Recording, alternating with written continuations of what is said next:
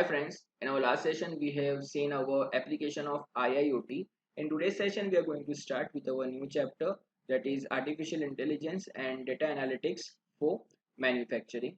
This is Fazan Kagdi and I welcome you all to our lecture series of Industrial Internet of Things. Let's begin. So first question on this board comes in our mind, that what is artificial intelligence?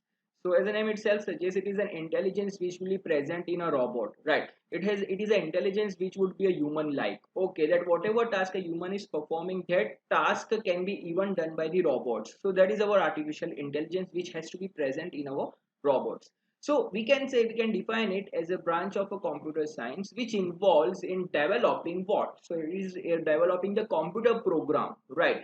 To complete tasks that would require the human intelligence, which means such a program has to be developed for a completion of a task which requires a human intelligence to perform it, right? So that program we have to write, and that program has to be fitted in a robot. Okay, so it is going to contain an algorithm that is called a artificial intelligence algorithm, which can tackle several types of requirements such as learning. So we can say machine learning, right? Then deep learning, then perception, problem solving ideas, right? Then language understanding, as well as a logical reasoning. All these requirements will be present or fulfilled in the algorithm, and that program will be fitted into a robot. So that is what called an artificial intelligence. Even by observing the human, the robot can learn.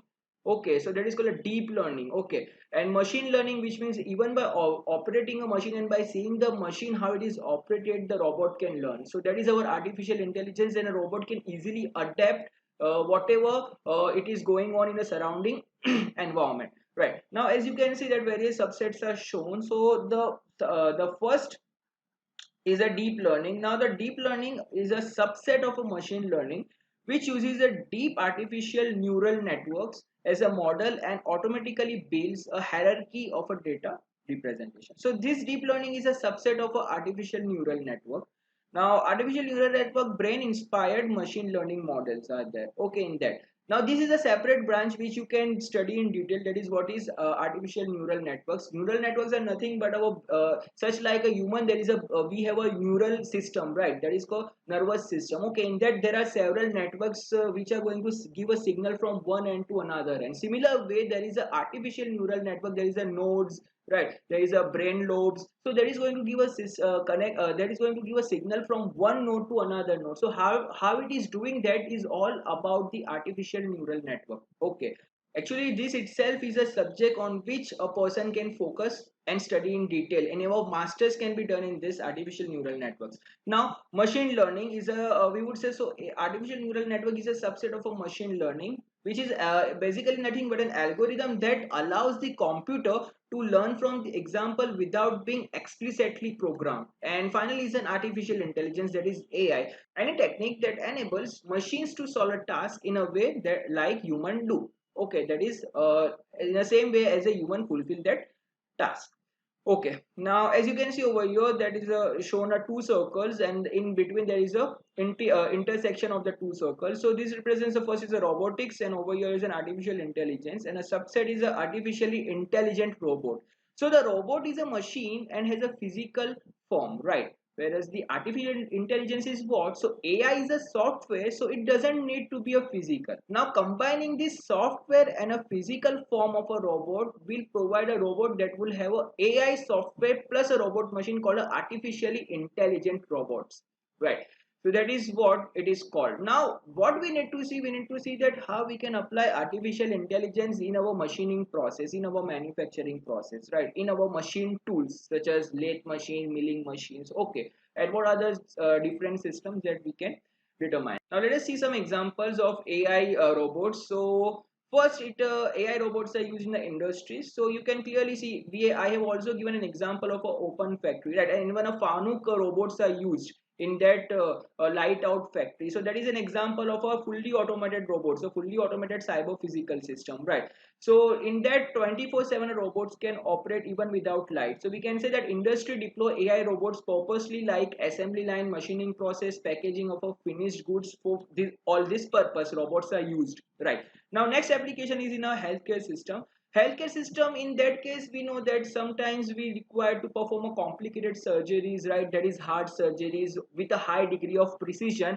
So most of the times there are chances of a human error. But if the robots are, we would say, designed or programmed in such a way that it can perform this surgery in a most precise way, in a most accurate way. So AI robots are capable of doing all that task. Okay, in the healthcare system. Next is an exploration. So AI robots are also an alternative in place where human lives are at risk, which means that a human cannot enter deep into a sea, right? A person cannot go deep or a bottom surface of an ocean. Why? Because the pressure of the ocean is much higher that a person cannot bear that pressure, right? Even a submarines cannot bear the pressure of a water in deep inside under that, right? So for that, we can use a artificial intelligence robot. So AI robots are an alternative in place where a human lives are at risk. For example, for a deep sea mineral exploration, AI robots are perfect. Similarly, in case of a transportation, artificial intelligent robots are usable, right? So for transporting a human from one place to another place without any external help, we can use the AI robots. Okay, now let us see our main topic, that is for application of cyber physical system in a machine tools. Okay, now as you can see on your screen that cyber physical system, we have already discussed in detail in our various chapters. That is, even in our chapter number 1, in our chapter number 5, evaluation of workforce and human machine interaction. That cyber physical system is nothing but an embedded system, right? So what it is going to provide, it is going to provide a new system functionalities and application in our manufacturing companies. For example, that a condition based maintenance can be performed and process regulation can be easily done by means of a cyber physical system. Let us take an example, that integration of a new function which leads to the multifunctionality of a system can be done. Now what a CPS is going to do, so it is going to collect a data from a real application. Then after collecting a data, it will process them in a complex algorithm. It is going to solve that data, analyze that data in a complex algorithm, and transfer the result of that data to further the embedded system. Our now embedded system is nothing but a system in which all the parts are combined and are in a one single pack. Okay, so that embedded system includes what? So we would say it will have an actuator, it will have a sensor installed, it will have a brain itself with in a system in a single pack. That is our embedded system. It will going to take a result from the algorithm, that is after analysis, and then it is going to further give to a large central computing facilities. So now let us see the characteristic of a cyber physical system in our manufacturing process. So first and basic requirement is a core of a CPS is a electronic system, right? We know that it is a microcontroller which is a going to store the memory of all the parts, right? All the sensors memory will be stored in that. Okay, what commands we have to perform, all the algorithms programming will be stored in that microcontroller. Okay, so basically it is nothing but an electronic system. So the functions are largely determined by the software function and not by the hardware component. Okay, all the tasks which have to be performed is totally a software based and not done by the hardware, is a first characteristic. Second one is a exchange of information with other device is not limited just to cyber physical system, but communication with other participants such as shop floor, okay, or such as PLC, that is programmable logic controller, should be taken into account. Now next is there is no standard communication interface which is postulated in a literature, but it can be seen that open source software standards are mostly preferred by most of the companies, and it is penetrated inside the companies, right? So even IT securities and cost, because of IT securities and cost reasons, we are much more used to for using the open source software, right? So that is a second third thing. Now next you can see clearly that integration with the interaction with an environment is not limited to exchange the information via just network, but it is common to integrate sensors and actuators directly in a cyber physical system. So by implementing that targeted measure, decentralized control and regulation for external influences can be established. Now one important aspect of this system is what? So is their own self description, that is a knowledge about their own status, possible reference functionality and the internal data. Okay, now let's move on and see the next slide. So next we have to see the classification of intelligent object in the machining process. So first term comes an intelligent object. What is that?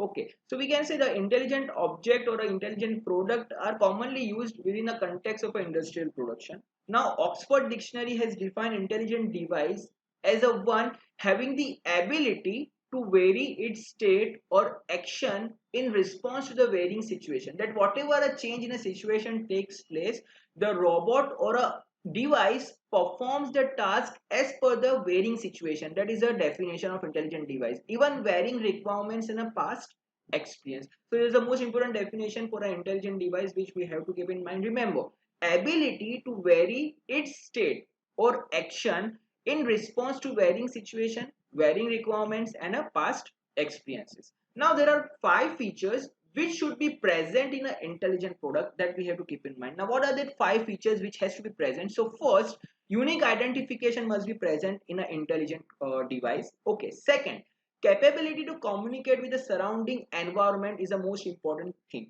Okay, so first, unique identification. The robot or a intelligent device should have its own identification. We can easily recognize that device. Second, capability to communicate with the environment. Third, it should have a data, it should have a memory, that is it should be able to store and retrieve the data whenever required. Okay, that is human learning and machine learning. For learning that, memory requirement is the most important thing, right? So third is the ability to store and retain the data. Fourth, use of a language to display properties and requirements. And fifth one is a capability to participate in decision making process about itself, which means that after observing all the situations, the robot must be capable enough to take a decision that what next step has to be taken. It should not be user driven, that it should not be dependent on a user that he should suggest what step has to be taken. Okay, that is why we call it as an artificial intelligence. He should have a robot should have an intelligence to take a decision by itself. So these are the five features which has to be present in an intelligent object, or we would say robot. Okay, remember that terms. Now next we need to see the classification model for manufacturing environment. So you can clearly see that over here it is shown a three axis. Okay, vertical axis is called a level of intelligence. Okay, then another axis over here which is perpendicular to that is a location of intelligence, and the another third one is a level of communication. So in level of intelligence, it is starting from information handling to the decision making. In that information handling, then after comes the problem notification. Notification are of two types, basically passive problem notification and active problem notification. Passive is the one which is not going to create much effect while machining operation is performing, but active problem is a one which has to be resolved as soon as possible. So these notifications even can be easily provided. So this represents the level of intelligence. Now next is the location of intelligence, which indicates that what comes under this. So where a intelligence is present, that is a location of intelligence, as the name itself suggests, right? So intelligence will be at an object, okay, that is at a device, and second, intelligence will be communicated through the network. Okay, so intelligence to the network is a secondly. Next after comes the level of communication, that how a communication link will take place. So we can say that a communication will done from a, let's say that some order has came to the company. Okay, some management. So what is going to happen? So top level management will receive the order, obviously. That management is going to communicate regarding the order to the production management level, right? And production management level will instruct and ask the shop floor person or shop floor manager to perform that required task, right? So the flow will be from a company management level to the production management, from production to the shop floor. That is called a level of communication. It is very easy. So classification model for environment, manufacturing environment, that is an important topic which we need to understand. Okay, now whatever I have told is over here written. So the three axes which is shown in a figure, that is different dimensions are defined, that is level of intelligence, location of intelligence, and aggregation level of intelligence, that is nothing but a level of communication. Now intelligent item, what does it mean, or intelligent object, what does that mean? So which means knowledge is only about the object itself. An intelligent container, now intelligent container is a new term, that is a knowledge included about all the components which are present. So that is represented in the axis, that is called a location of intelligence. Right, now what we need to understand that over here The communication capabilities will be taken into account. That is a communication from a various level, that is from a company management level to the shop floor. That is the most important. Even it is has been described in the automation pyramid, right? So beyond that, the location of intelligent axis represents you can see over here in this paragraph, the location of intelligence represents possible characteristic of the intelligent object in a machining area and can be resumed without needing any adaptation. Now the third dimension, that is called a level of intelligence, which we have discussed over here. That is a vertical axis. Okay, so level of intelligence is necessary to describe a device in the manufacturing environment. For example, sensor and actuator integration is significantly involved, right? In evolvement of what? So in evolvement or in development of a new object, that is our manufacturing object. So these two are the important requirements. We need to integrate both of them, that is sensor and actuator, and they both are going to work together. That is our level of intelligence which will come under that. Okay. Now the problem notification is classified into two types, as I have told, that is passive problem notification and active problem notification. Okay. Now let us move and understand the concept of a real time. So what is a real time in manufacturing?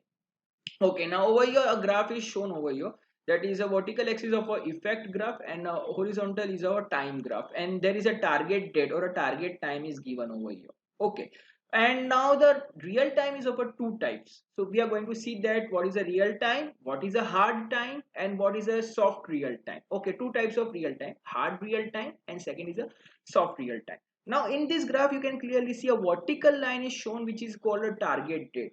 Okay, so within a target date and within and starting from a start date, the it is the indication of a ready. Ready means that object or a manufacturing component is ready within a scheduled time. Okay, and after that time, that is a target date, whatever time has been taken is a delay time, right? It is very obvious. So you can clearly see over here that two lines are shown. One is by a dotted line and another one is a dash line.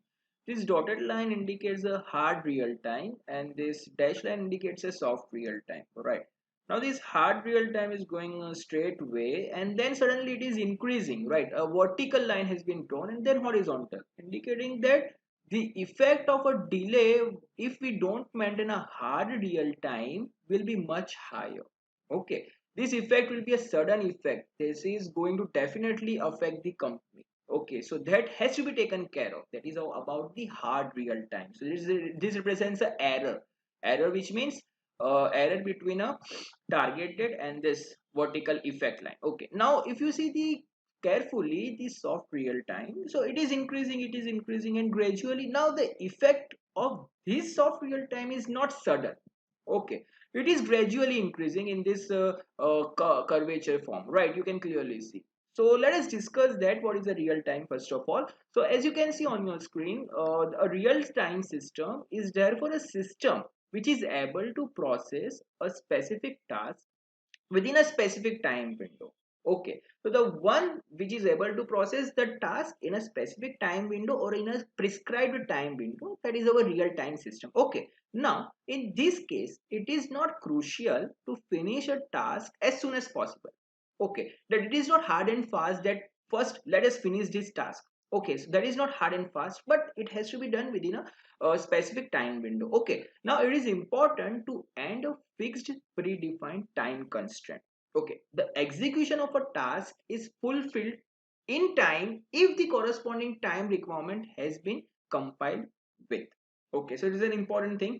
Now in addition, a distinction is made between what is a hard real time and what is a soft real time requirements, as we have discussed in a figure.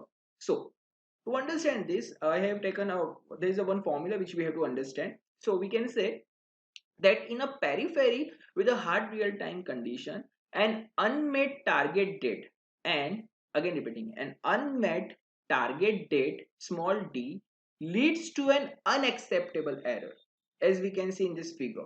Okay, with respect to the production, hard real time conditions such as turning operation can be found on a shop floor level. Okay, the sum of the start date which means this vertical line, the sum of the start date, let's say it is represented by small r, and a delta, that is our error e. must always be less than the target date small d in order to meet the hard real-time requirement. Okay, so let's say our hard real-time condition requirement is capital A as it is shown over here. So A should be equal to R plus delta E. R is a start time plus delta E, and that should be less than or equal to the target date, which means within a target date or under a target date the error should also be taken into account. The error which could take place should also be taken into account, but at the target date itself all the task has to be finished, manufacturing object has to be done. Okay, the job has to be completely performed. That is our hard real time. Now what is a soft real time? So soft real time condition allows the exceedance, which means it allows the beyond time limit as the target date small d. Okay, so the system tolerates this condition and will continue to function. Now what is included in this case? What is included in a soft real time? So we can see the example, that one of the example is when a user start a process and there is a delay between a user start time and a process start time. Okay, so we say that process has been started, but there is a delay from the user end to start that process. But in actual case, in our books, we would say that a process has been started, but actually the process is not started. Why? Because there is a delay in a starting from a user end. So that delay we consider is a soft real time delay. Okay, that we take into account, or we don't. The effect is not that much larger, but hard time is a one that even considering the soft time delay, the task has to be completed within a target date. So this is the most important definition of a real time in context of a manufacturing. Okay, with this topic we are also going to take one of the example of a turning operation that we will see in our next session. So till then, stay tuned and thank you all.